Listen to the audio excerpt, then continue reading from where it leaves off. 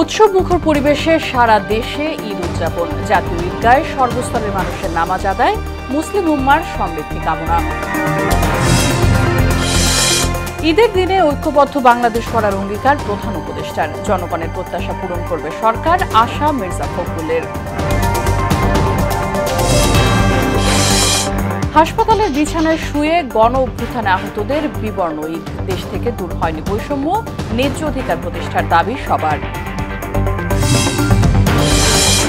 এবং ঈদের দিনও গাজায় ইসরায়েলি বর্বর হামলা, শিশুসহ ৬৪ জনের মৃত্যু। ভূমিকম্পে ভয়াবহ মানবিক বিপর্যয়ের মুখে মিয়ানমার।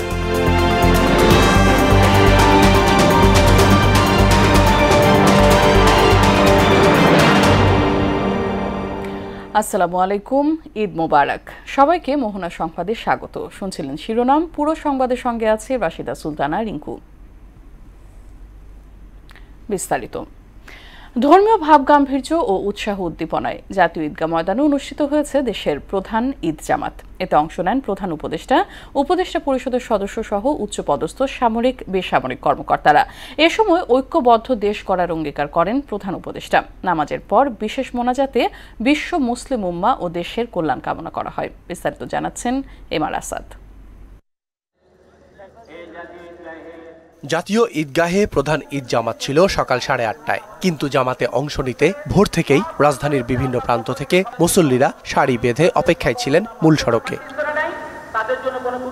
এক মাস খুব শান্তিপূর্ণভাবে রোজা রাখছি এবং বাজারের পরিস্থিতিও মোটামুটি খুব ভালো ছিল এবং আজকে খুব খুশির দিন। এক মাস রোজা রাখছি, গুনাহ মাফের জন্য দোয়া থাকবে এবং দেশবাসীর জন্য দোয়া থাকবে।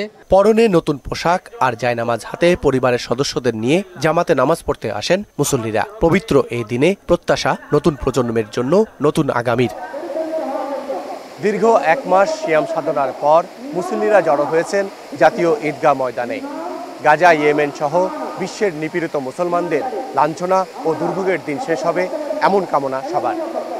ইসরায়েল ফিলিস্তিন মুসলমানদের উপর নিরীহ মুসলমানদের ভয়ঙ্করভাবে বর্বরভাবে নিঃসঙ্গ হামলা করছে। আল্লাহ জাতিসংঘ বিশ্বের মুসলমানদের রাষ্ট্রপ্রধান নীরব দর্শক পালন করছে।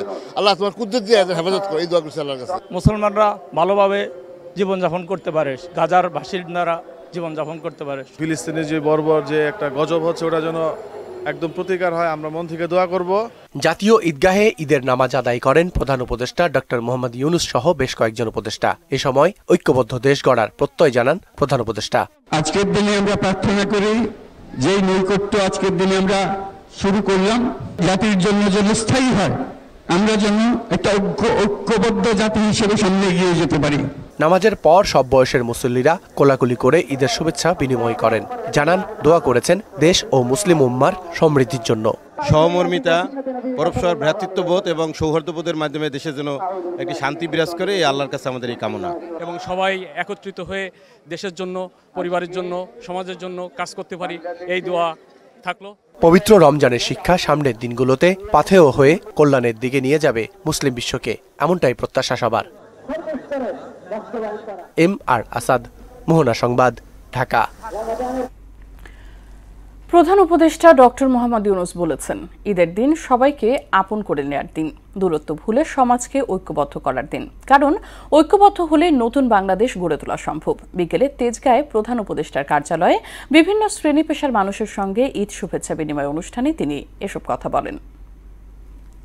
আজকের দিনটা আপন করে নেওয়ার দিন। আমরা সেই বাণী আমাদের মনে ধারণ করে প্রত্যেকে যেন পরস্পরকে ধারণ করি।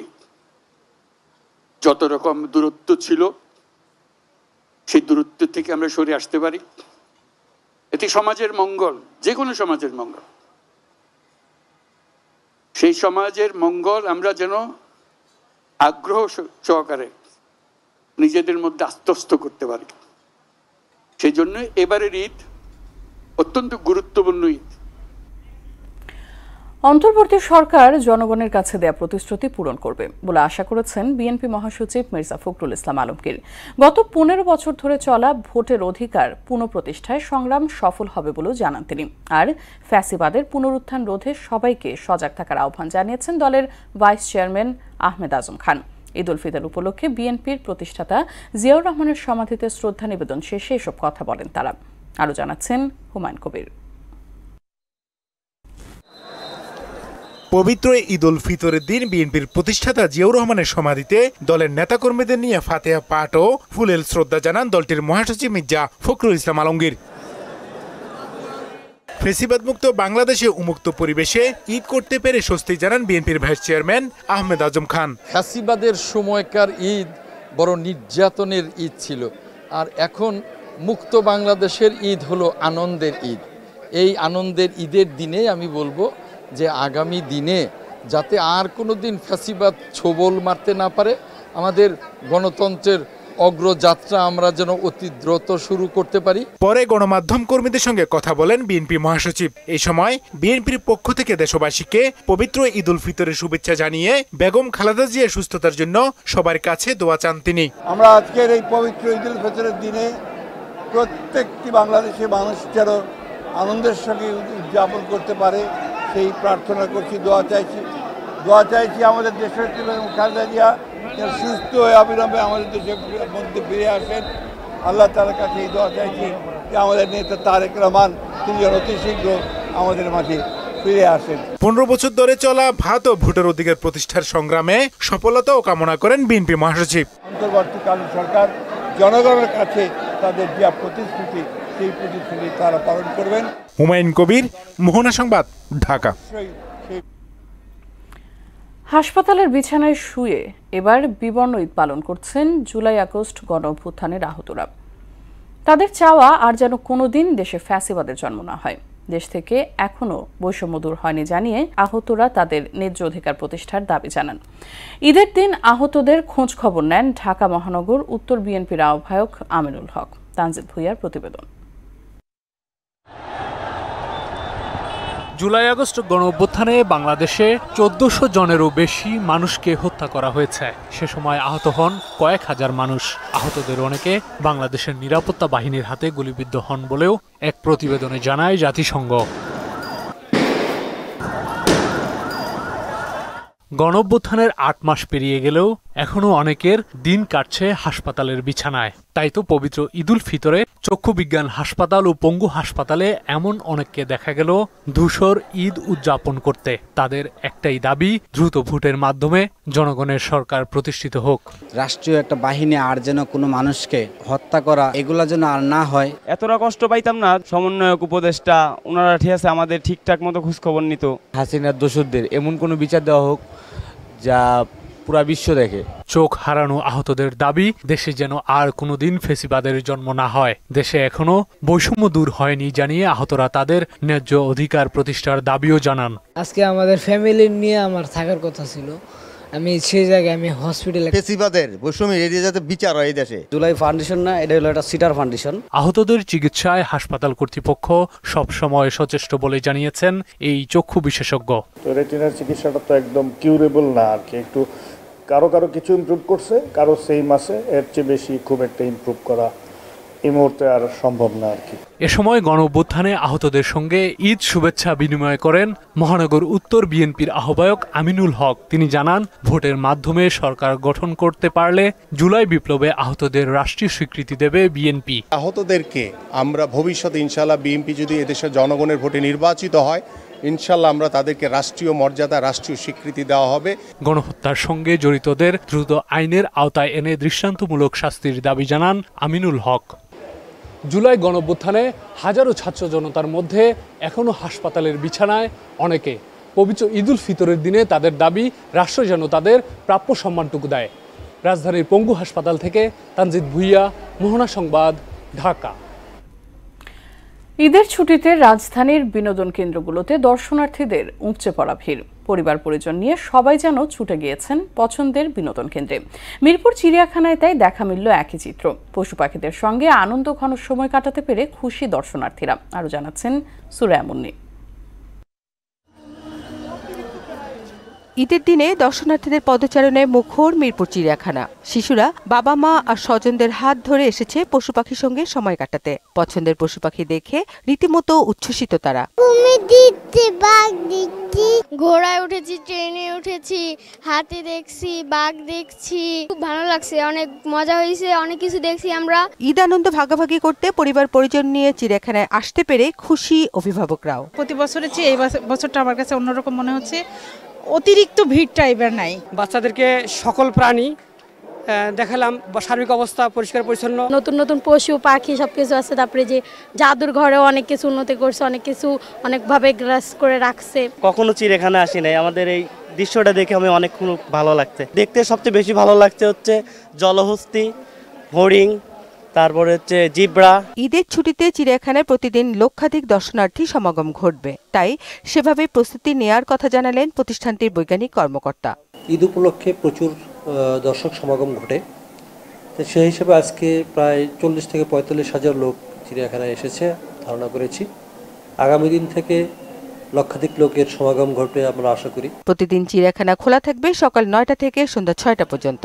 প্রবেশ মূল্য জনপ্রতি 50 টাকা। সুরেগা মুন্নি, মোহনা সংবাদ, ঢাকা। দেশের বাইরের খবর। সারা বিশ্ব যখন ঈদ আনন্দে ভাসছে, তখনও থেমে নেই গাজায় ইসরায়েলি আগ্রাসন। ঈদের দিনেও ইসরায়েলি বর্বর হামলায় নিহত হয়েছে শিশু সহ অন্তত 64 জন। এদিকে মিয়ানমারে ভূমিকম্পে প্রাণহানি ছাড়িয়েছে 1700। ভূমিকম্পের পর ভয়াবহ মানবিক সংকট দেখা দিয়েছে দেশটিতে। বিস্তারিত জানাচ্ছেন কাজী শাহরিন। বোমার মোটর সেলের ভয়াবহ আঘাতের মাঝেও জেগে ওঠে গাজাবাসীর ঈদ আনন্দ। ঈদকে আনন্দমুখর করতে তারা করছে নানাবিধ আয়োজন। তবে এর মাঝেই গাজায় নেমে এসেছে শোকের মাতম। ঈদের দিনেও গাজায় হামলা চালাতে পিছপা হয়নি নেতানিয়াহু সেনারা। তাদের হামলায় গাজায় ঈদের দিনেও শিশুসহ নিহত হয়েছে 64 ফিলিস্তিনি। আহতের সংখ্যা আরও অনেক। এ হামলা গাজাবাসীর ঈদ আনন্দকে যেন গ্রাস করে ফেলেছে। এদিকে মিয়ানমারে বিধ্বংসী ভূমিকম্পের পর বেড়েই চলছে মৃতের সংখ্যা। ধ্বংসস্তূপের ভিতর থেকে মিলছে শত শত লাশ। দেশটির জান্তা সরকারের তথ্য মতে এখন পর্যন্ত প্রাণহানি ছাড়িয়ে গেছে 1700। এ সংখ্যা আরও বাড়তে পারে। তবে মিয়ানমারবাসীর সংকটের এখানেই শেষ নয়। ভূমিকম্পের পর ভয়াবহ মানবিক সংকট দেখা দিয়েছে দেশটিতে। মিয়ানমার রেড ক্রস বলছে, মানবিক সহায়তার চাহিদা বাড়ার সময়টাতেই প্রতিবেশী বাংলাদেশ, ভারত, চীন সহ বিভিন্ন দেশ জরুরি ভিত্তিতে খাবার, ওষুধ সহ উদ্ধারকারী দল মোতায়েন করেছে।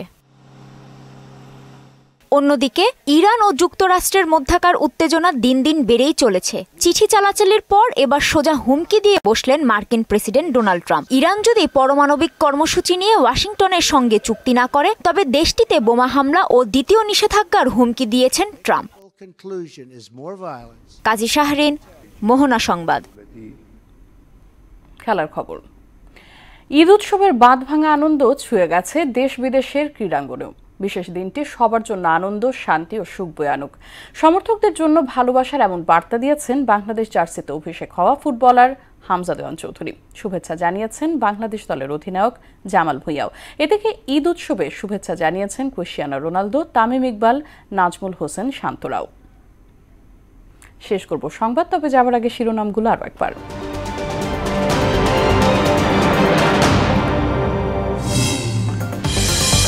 উৎসব মুখর পরিবেশে সারা দেশে ঈদ উদযাপন। জাতীয় ঈদগায় সর্বস্তরের মানুষের নামাজ আদায়, মুসলিম উম্মার সমৃদ্ধি কামনা। ঈদের দিনে ঐক্যবদ্ধ বাংলাদেশ গড়ার অঙ্গীকার প্রধান উপদেষ্টার। জনগণের প্রত্যাশা পূরণ করবে সরকার, আশা মির্জা ফখরুলের। হাসপাতালের বিছানায় শুয়ে গণ অভ্যুত্থানে আহতদের বিবর্ণ ঈদ। দেশ থেকে দূর হয়নি বৈষম্য, ন্যায্য অধিকার প্রতিষ্ঠার দাবি সবার। এবং ঈদের দিনেও গাজা ইসরায়েলি বর্বর হামলা, শিশুসহ 64 জনের মৃত্যু। ভূমিকম্পে ভয়াবহ মানবিক বিপর্যয়ের মুখে মিয়ানমার। এই ছিল সংবাদে। পরবর্তী সংবাদ রাত 12টায়। এছাড়া মোহনার সব শেষ খবর জানতে ভিজিট করুন www.mohna.tv। সংবাদ দেখতে পারেন ফেসবুক ও ইউটিউবেও। সঙ্গে থাকার জন্য ধন্যবাদ সবাইকে।